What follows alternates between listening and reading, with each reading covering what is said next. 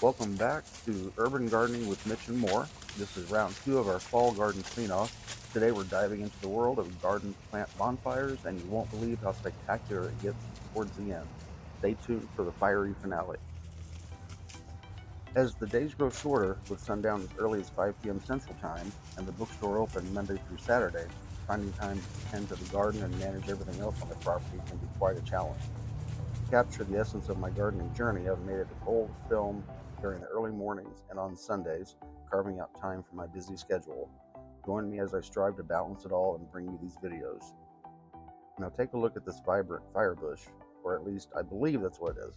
Feel free to correct me in the comments below if I'm mistaken. The camera doesn't quite capture the true intensity of the reds. In person, they're even more striking than they appear on screen.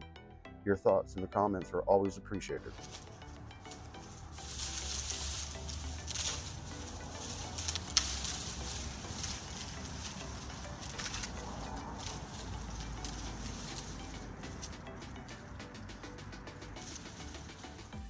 As I press on with the task of removing tomatoes and untangling vines from squash, watermelon, pumpkin, and sweet potatoes, I've come to realize that everything has sprawled out much further than I initially anticipated.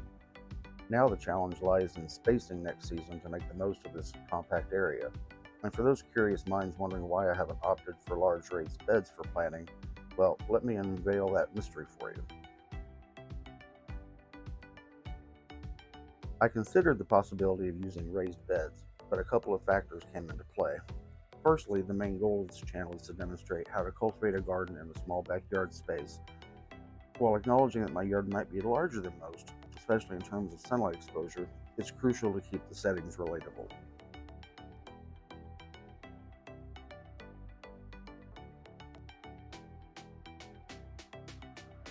Secondly, there's the question of affordability. The one-time cost of setting up raised beds is honestly beyond the means of many. Even acquiring a plow can be a challenge for a lot of people.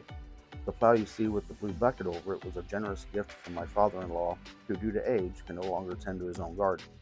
I'm very grateful for this hand-me-down. Despite its oil leak, it keeps on chugging away. I also researched a nearby hardware store that sells refurbished plows and mowers and other equipment at reasonable prices that might be within the range of a lot more people. In addition to the in-ground garden, I make use of 5-gallon buckets, which can be obtained for $3 to $6 depending on where you purchase them. I've also found 3-gallon cloth buckets online for about $1.25 each, offering another affordable and practical alternative.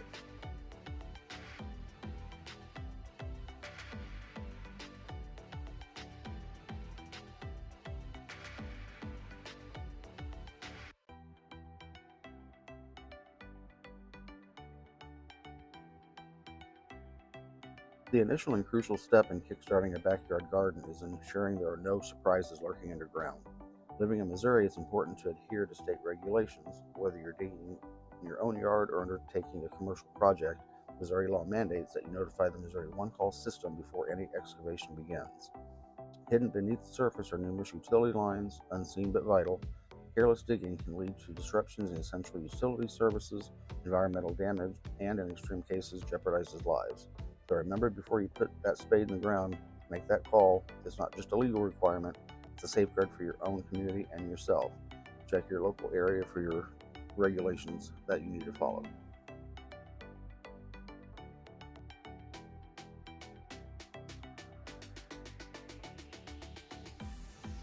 So here I am, a bit disappointed the fire hasn't quite caught on. Adding more fuel, I'm trying to coax it closer to those glowing coals. Adding more, push down, adding more, push down, just can't seem to reach those hot coals. As I start heading back to the garden, I notice a significant gap.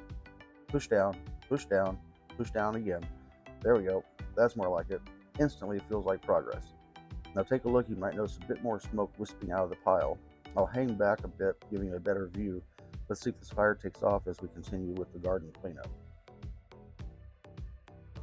Let's take a moment to talk about some of the plants in this part of the garden. Tomatoes, yellow squash, green squash, cucumbers, sweet potatoes, and bell peppers. Let's not forget my favorite, super hot peppers.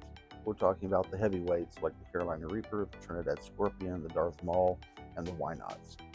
These are peppers that bring the heat, and for those who crave the fiery side of life, they're a must-have.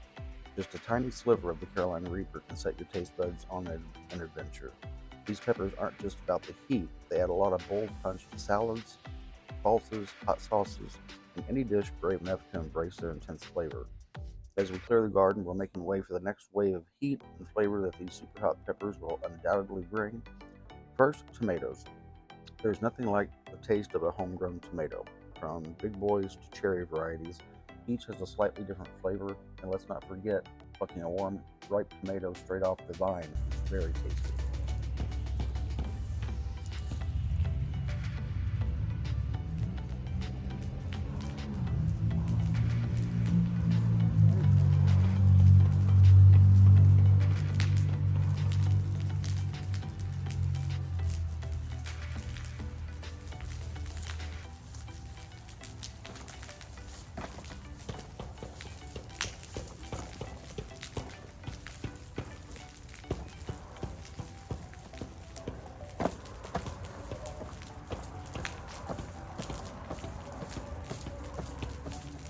Let's watch and see how this unfolds.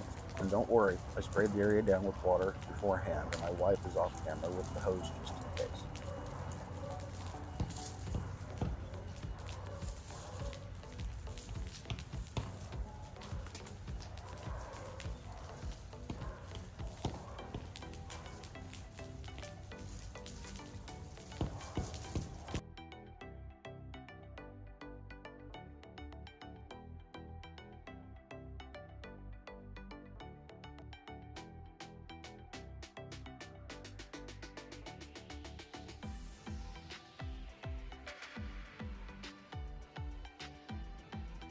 Moving on to squash and zucchini, whether it's yellow squash or green squash or pumpkins, these guys are a must-have in your garden.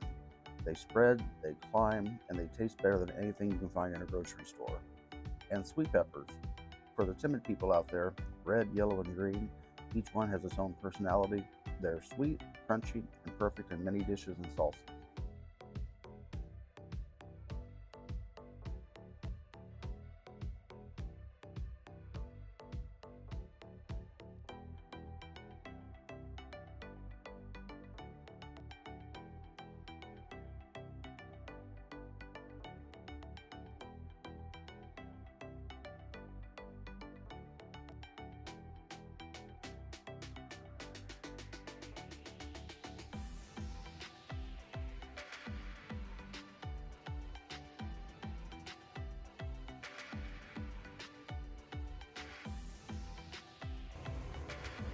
Now, take a look at the root system of this pepper. It's a little short but nice, healthy, vibrant, with a network of small veins and a robust taproot. The healthy root system is necessary to support the growth and strength of the entire plant.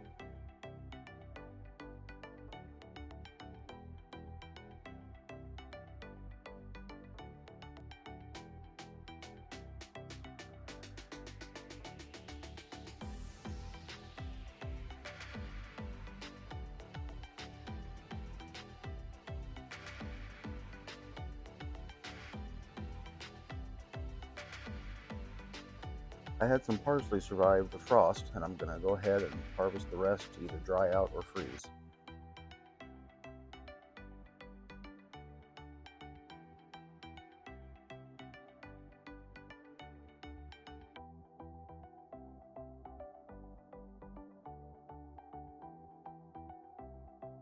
The mix I use for my pots is simple yet effective. It's a blend of about 40% Premier peat moss and 60% all-purpose topsoil, which also contains recycled forest products for that extra boost of aeration in the soil. Before I pop those seeds in, I mix in a little 10-10-10 fertilizer throughout the mix. This method has been my go-to for growing for some time now, and it gives me some impressive super hot peppers. It's all about finding that sweet spot in the soil for these high heat guys to thrive, and the right amount of light. I'm saving the soil for the use in the spring to reuse in the pots. I had no pest problems or diseases, so we'll just let the soil set over the winter. Hopefully we'll get a lot of snow. As the snow thaws, there's a slow release of nitrogen into the soil profile.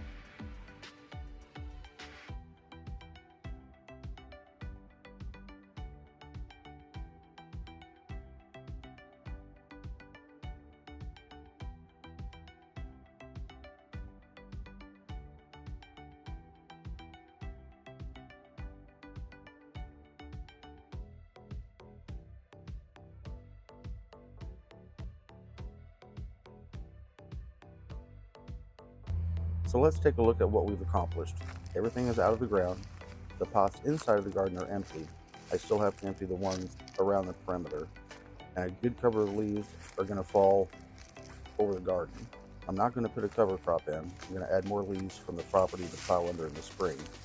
And I made a barrel composter that I'm using scraps and the leaves from the property also. Before I started my channel, I made it, and I'll show you in a short soon. Please like and subscribe and hit that notification button.